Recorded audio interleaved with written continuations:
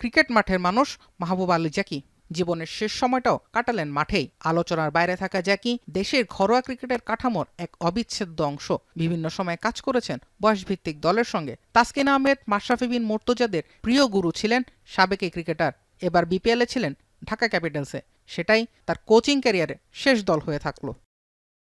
সিলেটে নিজেদের প্রথম ম্যাচে রাজশাহী ওয়ারিয়র্সের বিপক্ষে মাঠে নামার প্রস্তুতিতে ছিল ঢাকা ক্যাপিটালস। সহকারী কোচ জ্যাকি ছিলেন পাশেই। তখনই আচমকা হার্ট অ্যাটাক করেন তিনি। মাঠেই কয়েক দফা সিপিআর দেওয়া হয় তাকে। এরপরে নিয়ে যাওয়া হয় সিলেটের আল হারামাইন হাসপাতালে, কিন্তু ফেরানো যায়নি তাকে। কর্তব্যরত চিকিৎসকরা মাহবুব আলম জ্যাকিকে মৃত ঘোষণা করেন।